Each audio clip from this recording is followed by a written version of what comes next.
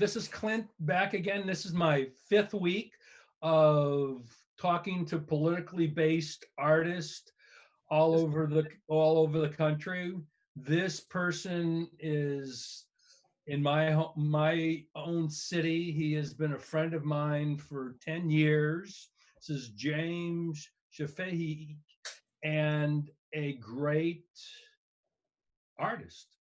And we met at a gallery that's, I guess, still open, but not doing anything like any other gallery now, at Auto Body Fine Art. And I don't think I ever asked you how you found out about Auto Body, and how you contacted uh, Jacqueline.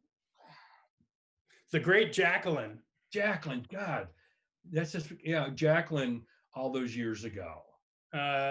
Well, it was around 2009 that somebody. Hi, I'm James. Nice to meet you all.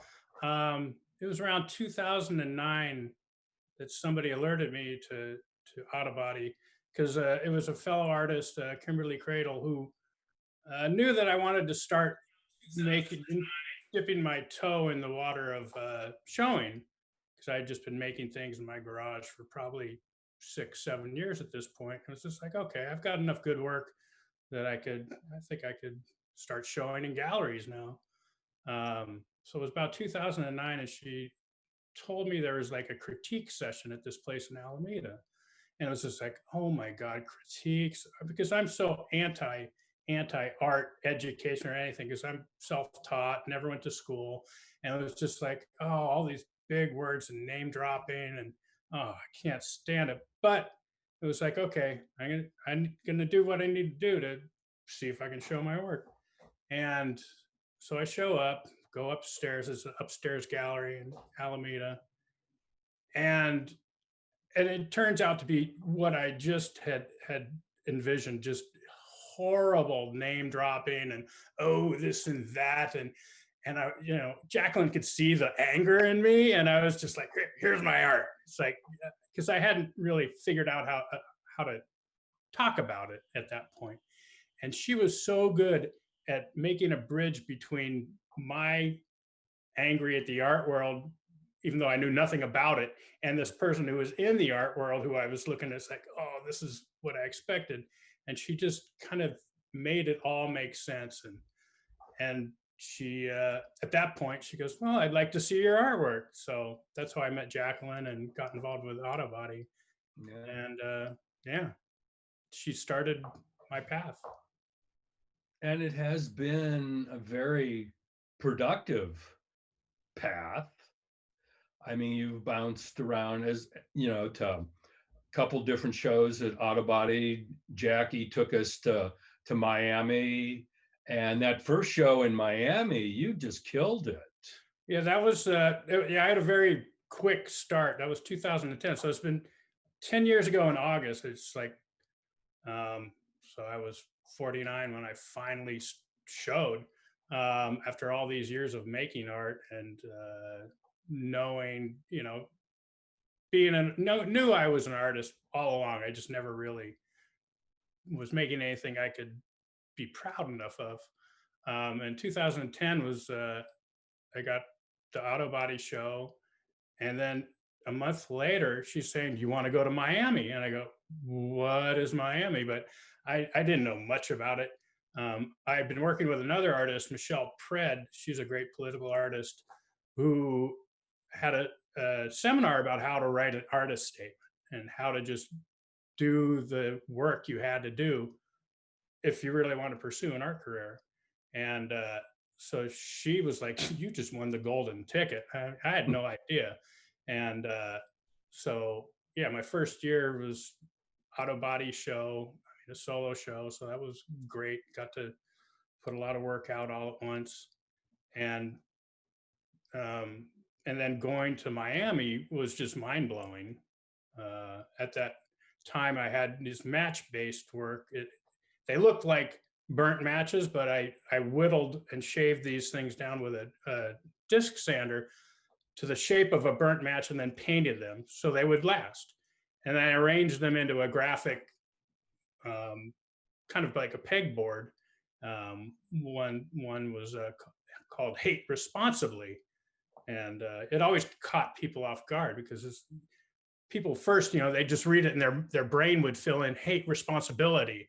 It's like, no, look closer, because it was kind of like a take on the "drink responsibly." I mean, is that possible? Now, I'm an alcoholic, so that was just like that was drink responsibly, not in my wheelhouse. So it was like hate responsibly is like, is that possible? So it's kind of a play on those words. But yeah, those sold in Miami. That was a shot in the arm, and it's just like, oh, smooth sailing from here on out. It's like, no, that was the first 6 months. I just had a lucky streak at the beginning. The art world is a very funny place. I had no idea what it was. I agree. Yeah. I mean, I'm again self-taught, started in photography, but had been doing that for ages. So I kind of knew my way around.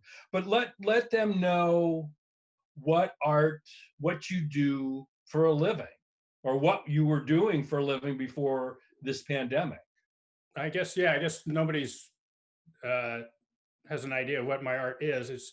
I make sculptural work that usually looks like a household object, like it with the matches, or a gun that's made out of balsa wood and rice paper. So it's beautiful, but it's a large gun.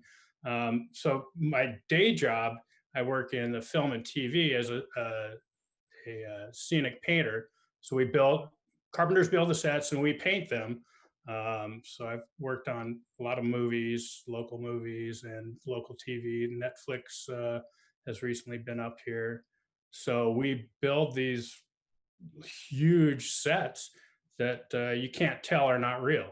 I mean, so we do a lot, but it's a lot of hard work, a lot of plastering, and just it looks like the latest. What I worked on the past 4 years was a series called 13 Reasons Why, which was based on it was a high school, and we matched a location that they used up north, and we built that high school in a soundstage in Vallejo.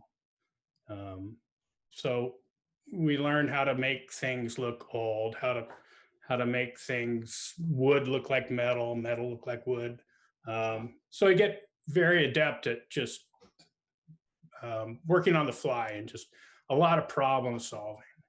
And I was thinking about that today when I knew this question would come up. It's like, so what I learned most from that job, not only is the techniques, but it was just that you could always figure a way out. If you have a problem, you could always figure out how to do it. So that helped me a lot in, when I get an idea of a piece I want to make, it's like, well, I know I'm going to be able to figure it out. So a lot of times I start pieces and it's just like, it's kind of progression, like a piece where I was making 100 hummingbirds that had surveillance cameras in them, you know, um, like life-size hummingbirds, and installed them so it kind of looks like a swarm is swooping at you. I had no idea how I would hang them, but I just proceeded like, no problem, we'll figure it out, and it worked. And it's Worked very, very well. yeah, it's a good piece. That was actually when we got back from Miami in 2014. Drones were big. That was like Obama. A lot of the drone warfare was going on in Afghanistan still. Where's that? That was 2012. And drones were a big subject then because we were just indiscriminately killing people with these drones, extrajudicial, and we're not really. It's not a declaration of war. We're just doing it as America. So drone warfare was a big deal. But on my way to figuring out a piece, I was going to do basic what looked like a Predator drone, one of those huge planes. I was going to do something with that. I found out about these surveillance hummingbirds that the defense industry was making, just a proof of concept. They could make this what looked like a real hummingbird, just do surveillance on populations. And so that got me sidetracked into making that piece about surveillance.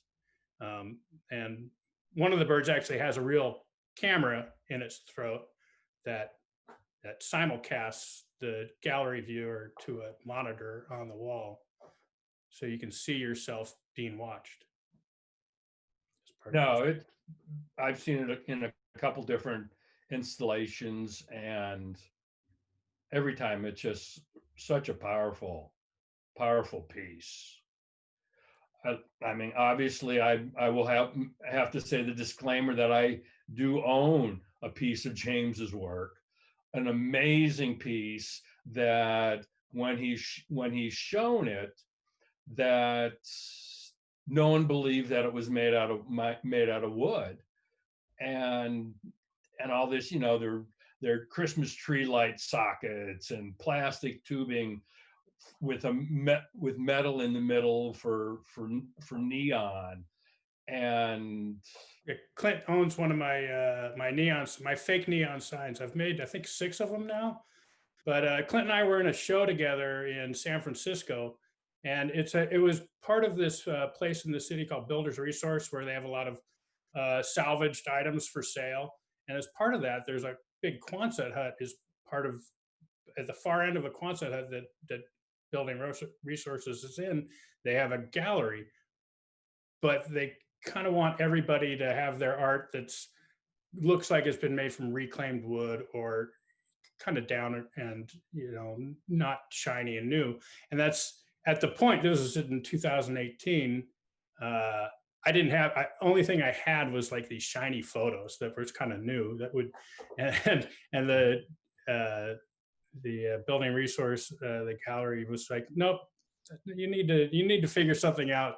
So luckily in my day job, making things look old is simple. We do that all the time. So to me, it was just like, okay, I was surfing around the web, and I don't know how I came across just the classic 50s and 60s road signs, with big arrows and just how to get you off of the interstate. They were just wonderful design. The 50s, just coming out of World War II. Everybody's got money, fins, jet age. It was a very optimistic time for some people. And so that was, design-wise, it was great. And of the era, it was great. So it kind of linked together with what I was feeling. This was the first time I responded to Trump being elected in 2016. The first time I had an opportunity to physically make artwork, and it just dovetailed together. So the road signs reflect if someone like him were in office in the post-World War II years, when we were alliance building, we were becoming, part of the greater world, kind of the leader of the world by cooperating with people and, listening to people, unlike, what he is. So I made what Clint owns looks like a motel sign with the arrow, and it's called First Strike Motel. And it has a mushroom cloud on the top. And I made 3 the first year. The second one I made was a Pride Cleaners. It was a guy with a Confederate flag and a shotgun, Confederate flag on his shoulder and a shotgun on top of the sign, Pride Cleaners. And it was obviously a take on way Pride is seen now, and white pride. White pride is the most disgusting thing, and it continues to be just brought to the surface and pushed out and given legitimacy like I never ever thought would be in America again. Yeah, I know that piece is even more relevant today than I think it was then when you showed it down at Resource. Yeah, it's very shocking what's going on right now. And I don't Yeah. know if our artwork does much to like push back on it, but it's just something I have to do. I mean, when I started making work again in 2002, So I was laid off from a job in 2002. That's when I finally got back into my artwork. Um, and at that time, uh, it was a a class. I finally took a class. So the first time I took an art class, it was to teach you how to paint in Renaissance style. And we worked scene shadow and shade first, and we worked from still life. And at that time, they just had like plaster casts and bowl of grapes or whatever to draw from. It's like I'm not gonna do that. So I started. That's when I'd been 2D up to then, and that's when I started making three-dimensional objects to draw from, and that's how I got into sculpture. I, I Okay. I've not done 2D since then, so that's like 16, 18 years now that I switched from 2D to 3D almost exclusively. Um, because at that point, 2002, 2003 was the Iraq War.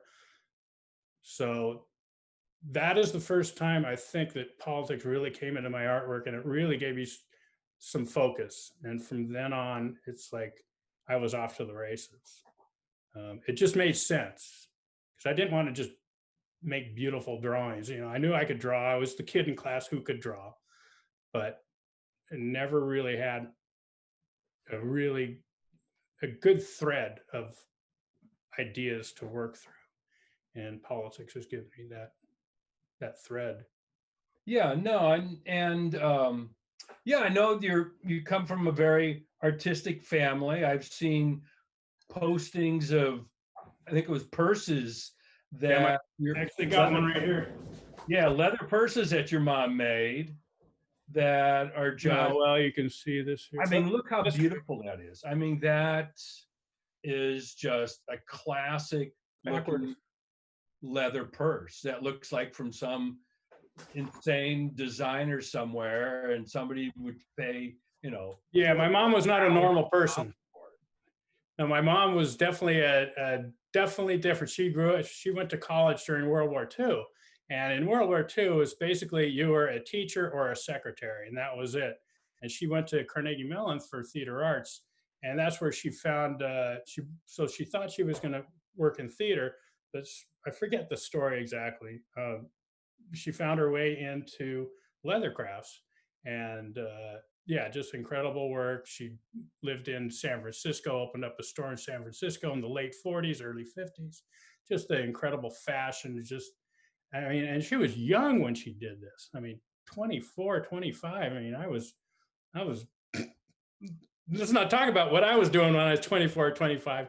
But no, it was incredible. And it finally occurred to me like a year or two ago that, usually a boy grows up trying to impress his dad.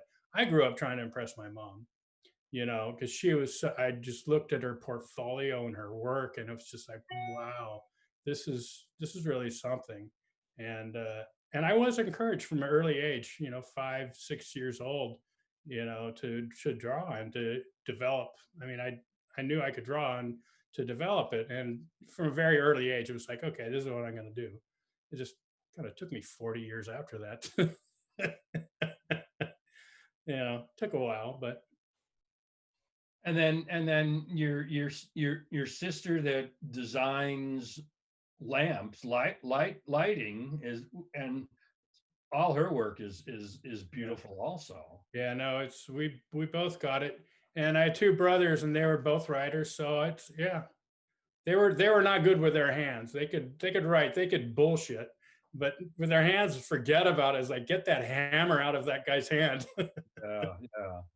No, yeah. I mean, I think I came to 3D probably a year or so after you, because photography was getting all digital, and I was going to Houston every 2 years to Photo Fest at the time, because I had moved out to the Bay Area from Dallas.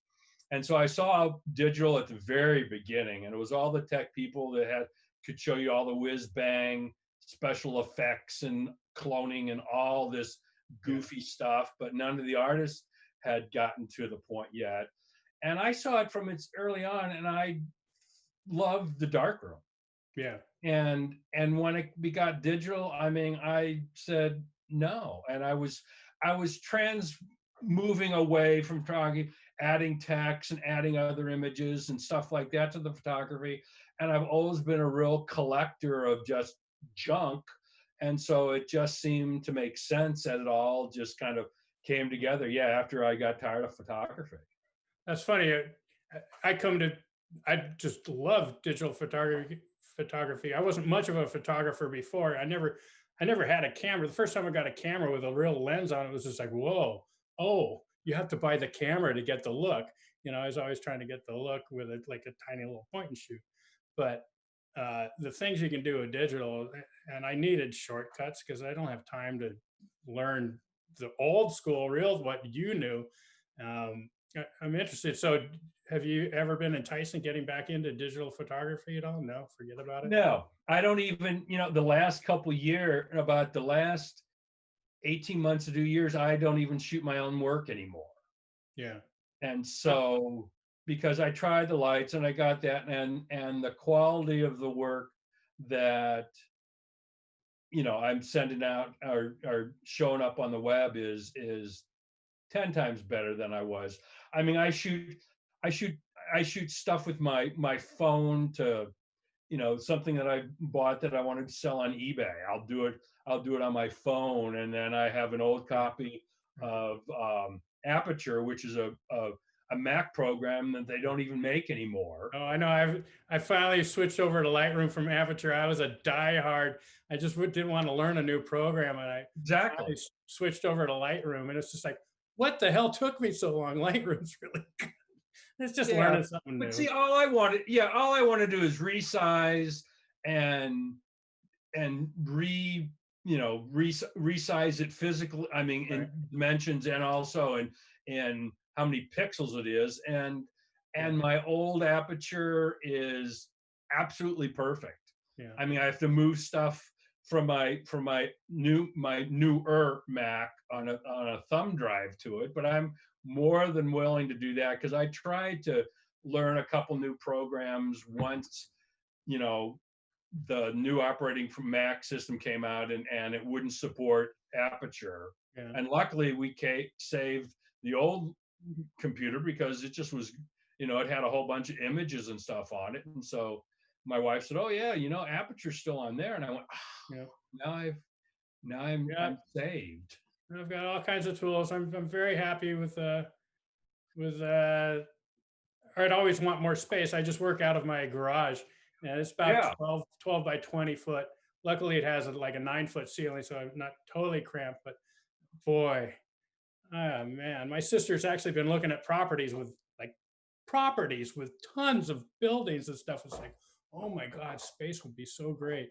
But then Oh, I it's know. You have for the work you do, you have a teeny studio. And if you weren't just so OCD with everything and had everything in boxes, and he makes the most incredible boxes to ship his work too. I mean, he does from everything that, you wouldn't be doing what you're doing if you didn't have that, able to put everything away. yeah, well, the crates. Unfortunately, the pieces do not sell often enough, so I have to crate them up and put them away. But then I know, I mean, the pieces I build, they're going to last a long time because I don't know how else to build. And so the crates are just the final thing that you can stack them. You get a lot of artwork, and I've got a 10 by 10 space that's kind of full. So Oh yeah. it's kind of the fishbowl thing. Is like, my garage space is like, how big of a piece can I make? And I've made up to, the largest piece I made were those 3 crosses, which are 8 feet tall by 5.5 feet wide. Yeah, those That are was a huge. push. There was no room left in the garage when I made those. So you've teased with a couple, say, how to draw, for the new piece you're working on. So that's gonna be a little thing when it's done. Yeah, I found the wood that I'm going to build it with. I made a scale model of I don't know if everybody knows what a push puppet, a thumb push puppet is. Oh, I've got one right here. But I had these all the time as a child. They're just Yeah. really cool. You can just push them and they collapse. Oh, and this is the only, the way I work like 6 or 7 months a year, just overtime, constant, like 50, 70-hour weeks. So when I get off, I get like 2 to 4 months off in between. That affects my artwork in a couple different ways. Every time it's like a whole reset. It takes me at least 3 weeks to figure out what the hell I do, down in the studio cleaning up. And it's like, wow, because I'm a whole year older, a whole year of politics has happened. What am I going to make? And each year there's a huge reset. And this year it was funny at the end of the season, right around, I think January, February, just somehow I thought about push puppets for some reason. I think a lot of it is just because the way I've been feeling the past few years. It's like just anything we do are just fucked by these powers that don't listen to the voter, don't listen to people. The majority of people want one thing and the politicians do another. It's like, oh fuck. So I knew I was going to do something with thumb puppets, and I actually made the bases. I made the full, so they're going to be about 4.5 feet when they're done, 4.5 feet tall. But I just made the bases. I didn't know what the guy was going to do. I thought it was just going to be just a collapsing, giving up type of a thing. But after I finished the bases, it was right around when George Floyd started in the Black Lives Matter. And it was just like, oh shit, it's perfect. The statues. So I made a 17-inch mock-up, and I actually have that right here of Robert E. Lee so this is a 17-inch. So he's going to show as a collapsed statue, which is, and I've seen on the web, the statues look almost just like this. They collapse on their pedestals. And it was just like the timing, and it was just incredible to me. It gives me goosebumps thinking about how everything just dovetailed together. So yeah, I hope to, I don't know, in a month be done with the first one, a large Robert E. Lee collapsed. So you said first one. So you're envisioning more statues of more Confederate people, or just? I don't know if I'm thinking Christopher Columbus. Yeah.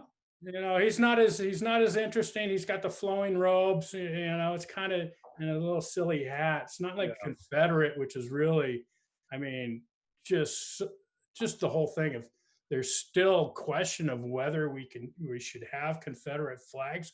What? Traitors, people who wanted to own people, and that is still an issue today, is just incredulous. Columbus is a little different of a subject, not as visceral as the Confederate statues are. So I don't know. I do want to do more than one. I've been thinking about Stonewall Jackson on the horse, Confederate collapsing on a horse too. So we'll see. Yeah, that would be wild. Yeah, that would be a big one. We'll see how this one goes. Well, I have no doubt that the way you work, that the big one's going to be up on your site, as you said, in a month or so. Yeah, should hopefully be, and it'll have a little more detail.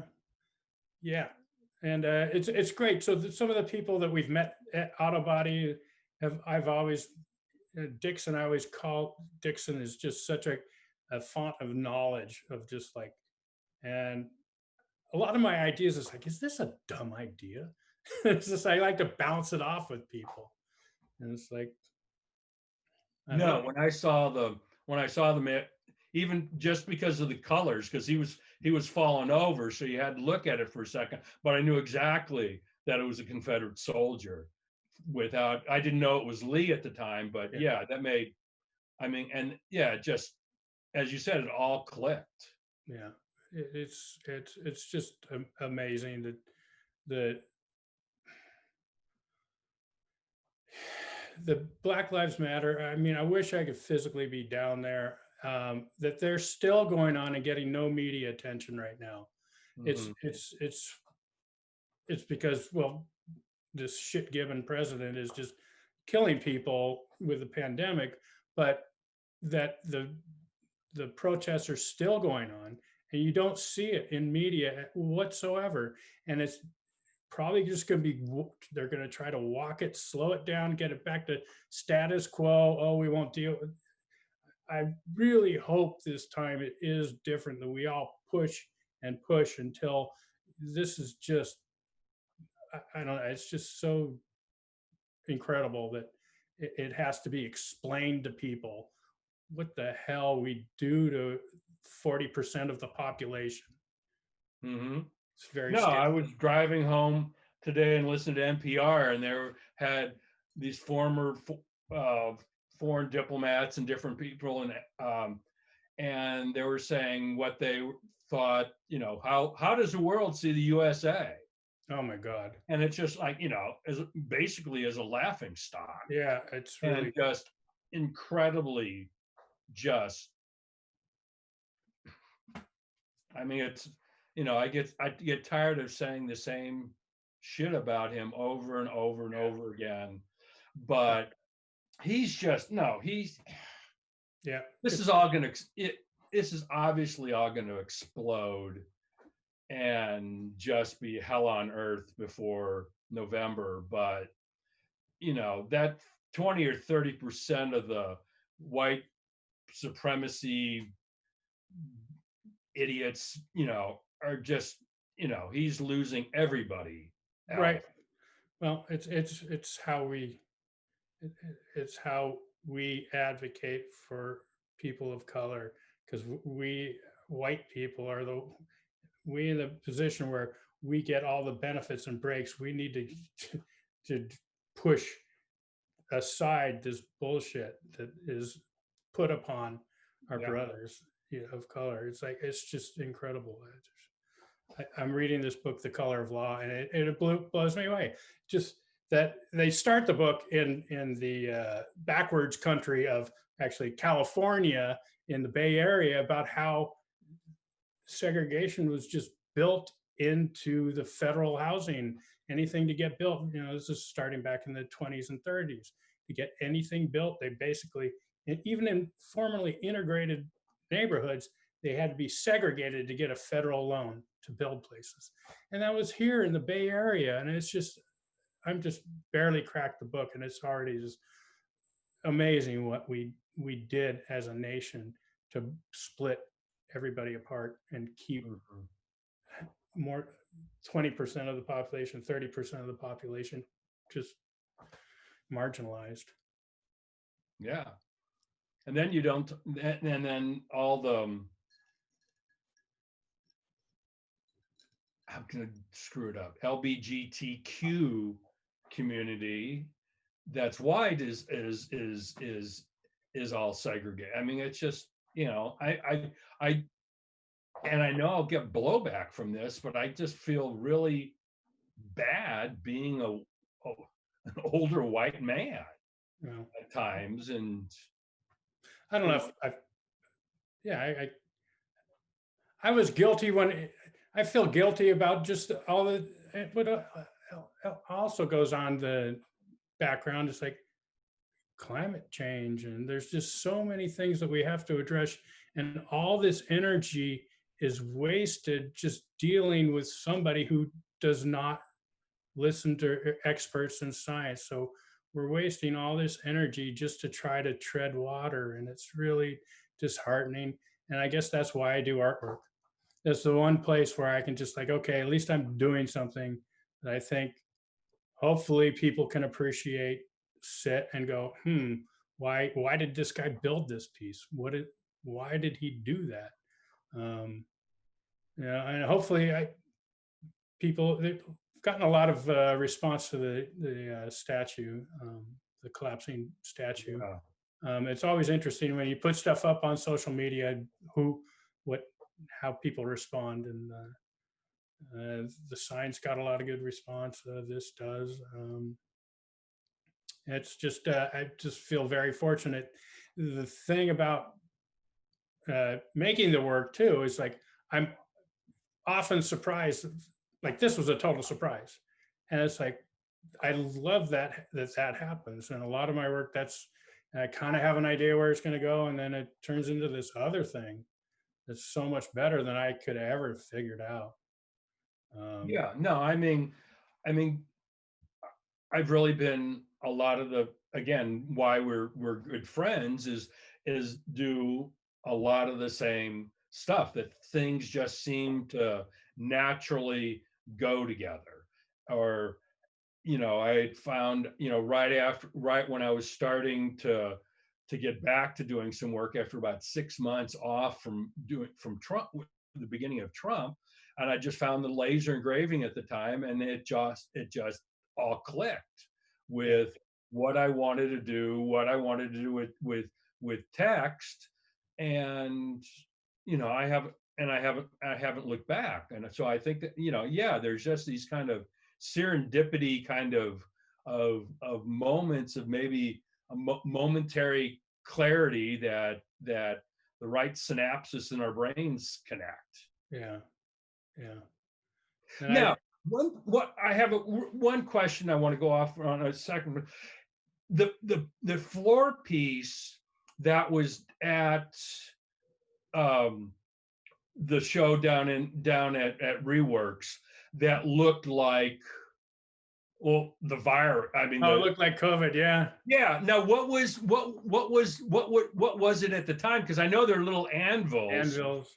but it really looks like it could be talking about the coronavirus right now. Yes, yeah. Somebody actually pointed that out to me because they I put the piece back. I don't know how did she saw it. So a friend saw it. And she goes, "That looks like COVID," and it's like, "Oh, it's right." So what Clint's trying to describe is I built a piece. I just finished a long piece. Took me about a month and a half to make. So I at the outset I wanted to make something that was simple.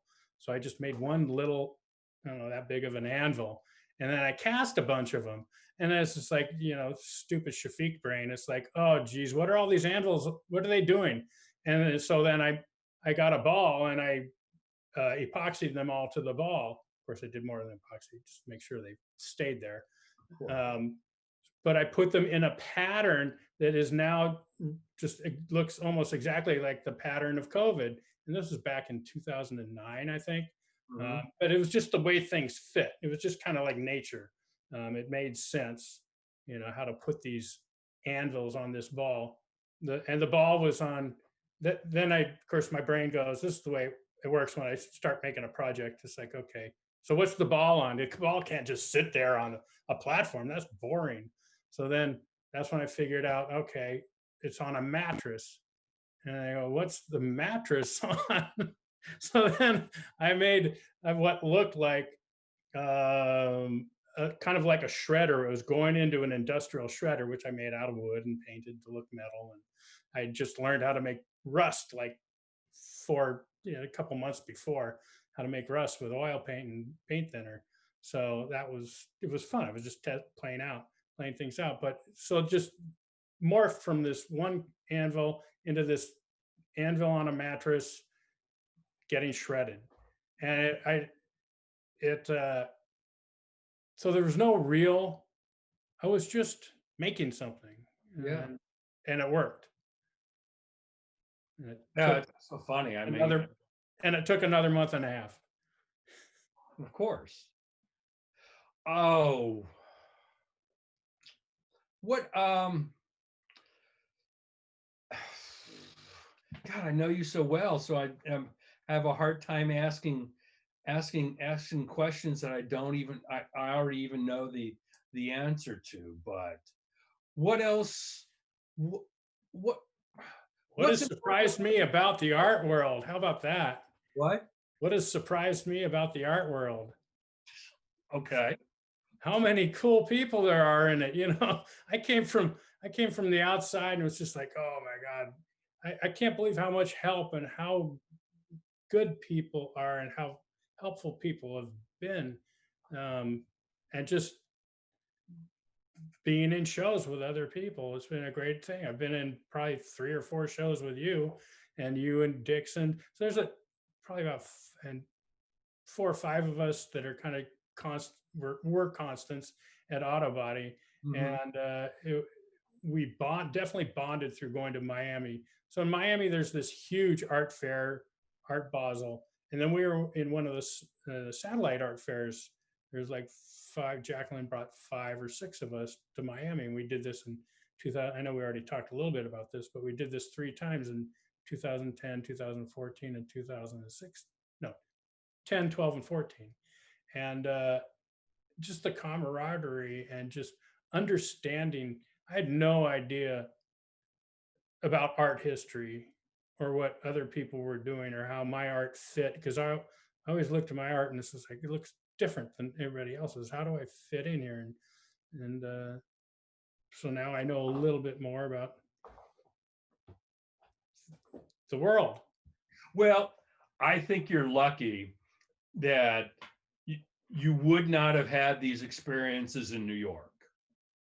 I've been told that from photographers because we used to do the same thing. There was a group of us, about 9 photographers from the Bay Area, that we kind of connected through Photo Fest. And so we would go down there kind of in mass, and and we would always be talking to each other. Oh, I just saw this curator. He wants to see this. You'd be perfect for it.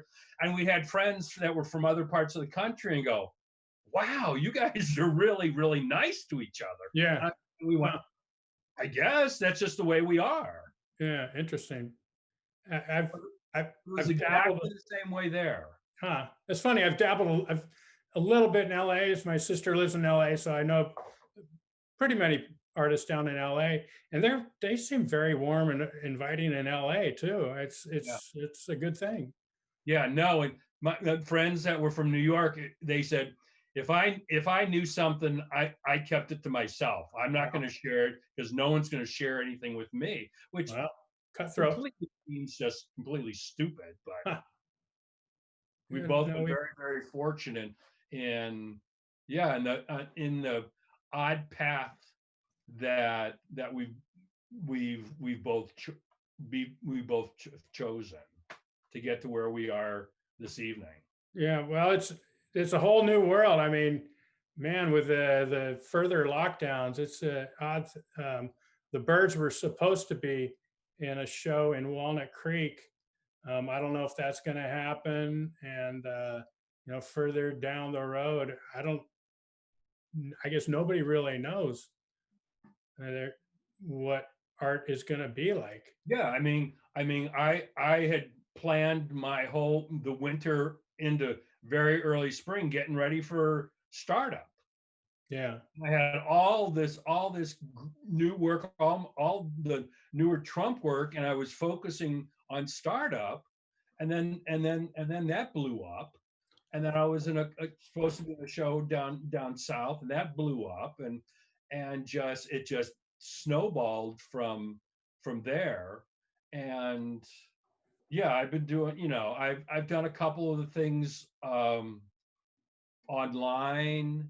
There was a Corona portrait thing, and I made a self-portrait out of found objects that I had never done anything to do, and a couple things like that. But actually, I'm getting ready to ship my the Mao box, the wood box that I disassembled and laser engraved the first part of Mao's Little Red Book in it, because it was a box to ship. I think it was bean curd or something, and so it has all the writing on the outside. But yeah, I'm getting ready to ship that down south. But yeah, and I probably won't ever even see it in the space live. Yeah. They're going to do a Zoom opening or something, or an opening by appointments, and yeah. I see movies go all the way down there just to see my work there. Well, so odd. I mean, I see movies now, and people are like touching and close to each other. It's like, we're already like just traumatized to the point. It's like, that's wrong. It's like, it's really weird, how this is what, month 4 of this. And if this, month 8 or 9, and the horrendous toll that's going to happen, I it's just going to be everything's going to be different. And Yeah, I mean, we've gone down. especially in the United States. Yeah, Ann and I have gone down to Jacqueline and Square a couple times because a bunch of the restaurants there were doing takeout, and then Jacqueline had set up a bunch of metal small metal tables with with 4 chairs that you could drag together or whatever, and so we'd go and eat out there just to get out, just to get out of the house. Yeah. And then the last time we were down there, they had opened up all the outdoor seating. Wow. Everybody was out in outdoor seating. No, no way.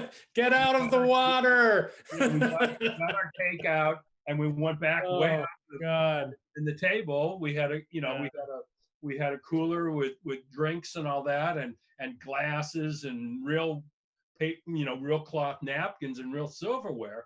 But no, I'd said that no, that's not no. Even I mean, there were socially distanced, but yeah, people were laughing and talking loud, and no, don't feel it. I don't feel it. It's of course it's perfect. It's usually my time, when I get off of work, that time in between where it's studio time, so I'm pretty just face forward and head down. But it took me, Jesus. So I got last day of work was March 13th, and then that week is when the shelter in place happened. mm-hmm. And it must have taken me at least 2 months to even feel like working again. It was the oddest thing. The beginning of this pandemic was just like, because I knew that all of the structural things that needed to change or should change because of this were not going to happen because of the powers that be, like socialized medicine, like having everybody stay at home, being given everybody $2,000 a month just to stay home, like in other Western democracies. And so it was really disheartening knowing that we're asked to shelter in place, but not given the tools to actually do that. And so that's probably what I was feeling that first 2 months. And I'm sure everybody else, just, at least we did have unemployment coming in, and I had a little saved up. So I wasn't panicking like I'm sure a lot of people have to. It's like, what, 40% of the population can't take a $400 surprise bill? What is that? It's just incredible. I saw a headline today that 32% of households did not pay their July rent. Yeah. No, it's so all the structural things that really need to happen in our world to keep us safe and actually able to just prosper are not going to happen. I mean, the number one is healthcare. Healthcare. I mean, it's you look at all the data, and it's like all the countries that have socialized medicine, national healthcare, people are getting the help they need. They're getting the PPE. They're getting what they need to stay safe. And America, just because you say America's the greatest, how often do people have to say that shit? It's not. No, it is not the best country. It really isn't. Look at all the data. It doesn't even come close to, I mean, we have a lot of great things, but come on, look outside your window a little beyond America, and we're failing people really, really horribly. And, that's why and there are a lot of great, and that's why the protest movement and the art around the protest movement is really, it's so much more than just marching like after Trump was elected. This time now, I really hope these do keep having support within political, actual politicians, because we really need something to happen big, not just Well, and a little bit around the yeah, edge. and I can't agree with you more. And I think, and he's, as I said, I think he's just, it's going to be, I'm hoping that it's almost going to be kind of, Uh-oh. Clint's frozen. Am I frozen? I mean, I think that it's just, it can't get any worse, and it's not going to get any. I think there's, we're going to, the Republicans are going to get thrown out of the Senate, and so there's not going to be and Mitchell, if nothing else, will be the minority leader, and so then all this stuff that has been either put on hold or he's just thrown it in a waste can is all going to get done. Well, I really think the whole defunding the police and that the conversations that need to happen, I mean, there's, of course, they're going to bring fear and make people all scared about it. What defunding the police really means is like reallocating resources. That's what it means. It's not like there's no more police left. It's like, come on. I don't know why it's not just hammered. The Republicans are so good at framing things, and we need better democratic framing of what actually is going on. And I really hope that we do keep having advocates to get the truth out there about what we need to do and how we can. It's actually possible.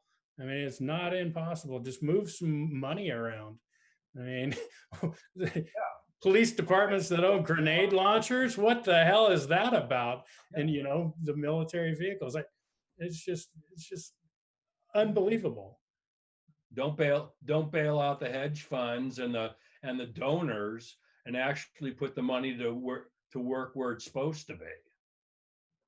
We can only hope. Yeah.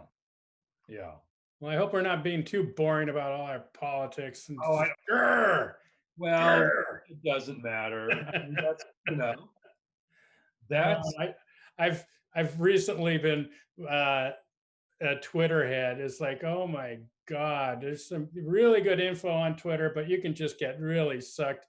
I'm a caholic, so I can get sucked into that a little. Just like James, get away from there. It's like, but there are some really great voices and a lot of really great articles that people link to.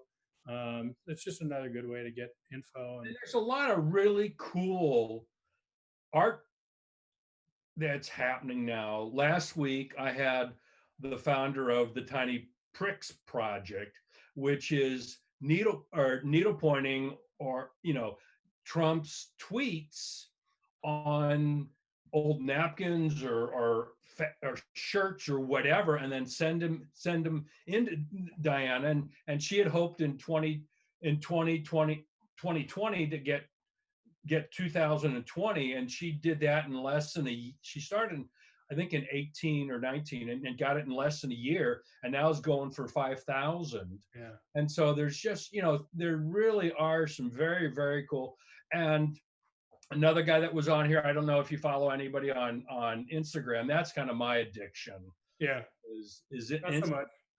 And there's the Daily Dawn is this guy that I forget what he does for a living, but just draws an image that comes from the news every day after he gets home, and puts it up, and his images are just dead on. Yeah. For what, with dealing with all the bullshit from Trump. Yeah. My work is, like I said, super well crafted. Takes a long time, but I love the idea of quick actions and just doing things like things sent in the mail or whatever, just that show up in people's doorsteps with, I don't know, like drawings across them that I don't know. They're there are a lot of really great expressions of what's going on now. Yeah. Yeah. Um, No, Katie, my assistant lives in San Francisco and made a bunch of posters and made up some wheat glue and just and slapped them on because all the storefronts are all boarded up. And so, and just slapping all kinds of yeah, things around the neighborhood and things like that. And I know I've seen some beautiful mural work. I don't know if another friend of ours, David's been out doing any murals just on the just with friends. yeah, yeah. They did something in Oakland recently, a Okay. really great one after, with Black Lives Matter. Just beautiful. David does great work, great Oh mural yeah. work. Um, yeah, I every once in a while it's like, God, why don't you do something that's just like thrown out there? And I, I don't know. I would have to get back into 2D work.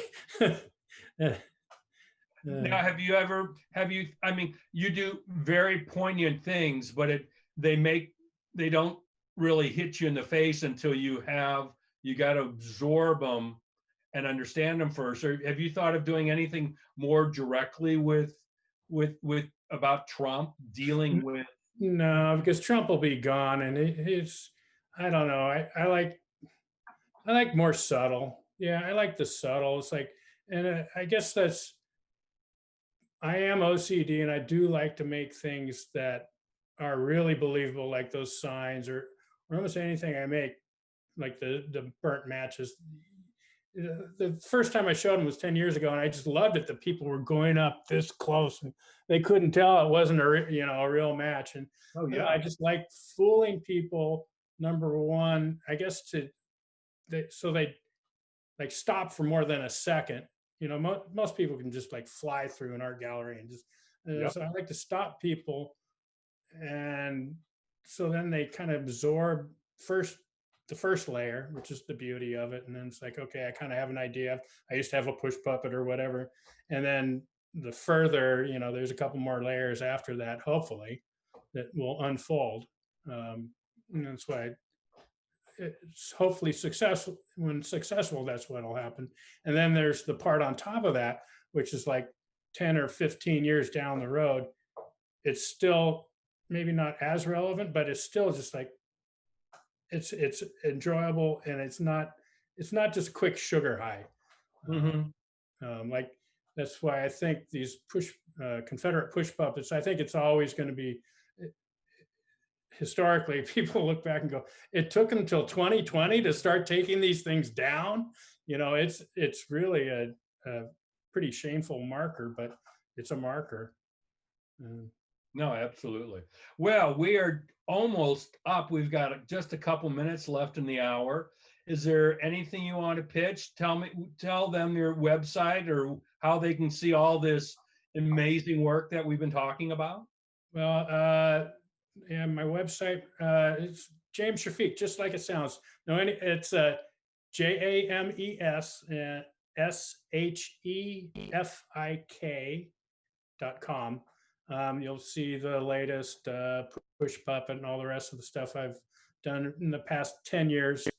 Yeah, I don't have much of an Instagram presence, but if you search me, I think you'll be able to find me at James Shefik Sculpture, where I have more process photos of how I make the work and to prove that it is really made out of wood. It was funny when right after startup in 2019 in LA. So first time I took these signs down to LA, and people were flipping out over them, and somebody got into a Facebook argument with me that they weren't made brand new. So it's like, because he had seen them up in San Francisco, it's like they're supposed to be reclaimed. It's like, so that was really funny. I know. People. Well, they keep us honest. Yeah. I mean, that's where I get people that are not happy with work or how I explain it on Instagram, and I always thank everybody for every negative comment, and I give them an honest answer because I think getting negative feedback, as I said, keeps us honest. Well, plus you know that you somehow affected them. Exactly. It takes a lot to like respond. Exactly. Easier to scroll on Julian? by. Yeah. Julian, we're up on 7 o'clock. Do you want Yeah, I didn't know if you saw the questions that were on Twitch. oh. Okay. Yeah, I can read them to you. Face mask. No. Oh yeah, because you're mentioning the thing about Tiny Pricks.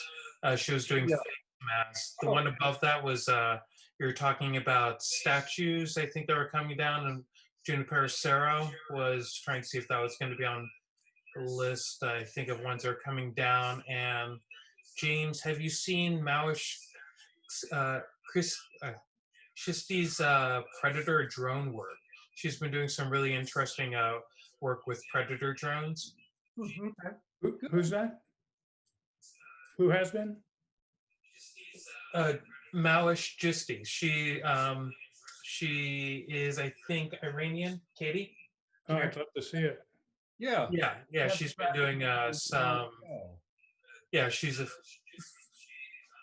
Hold on, Katie's coming in to talk a little bit more about that real quick.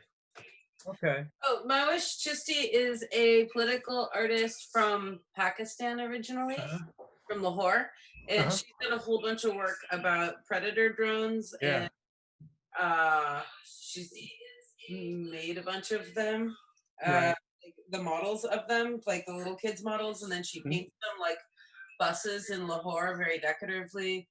And then she's also made a bunch of like kind of traditional female art, but full of predator drones. That sounds really good. I think you guys would dig it.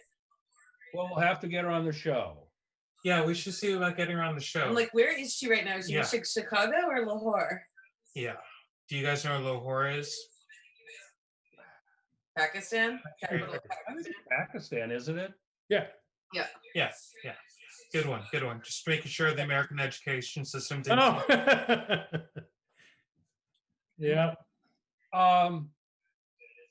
Do you want to hit stop, Julian? Yeah. We can wrap it right there.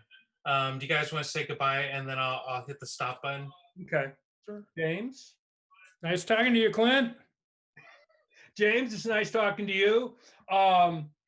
One thing is all the episodes that we have shot up until this date, well, all of them will be on YouTube. Oh, good. Yeah. We have Artists of the Resistance as a YouTube channel, and these will all get up there for posterity. So Yeah, usually takes a little bit of or one or two or whoever saw us tonight, but it was just fun getting to talk to James because I hadn't seen him in 6 months, at least 4 or 5 months. Yeah. So, Yeah, we've been in our respective halls. yeah. Good social distancing. All right, hold on. Let me hit the stop.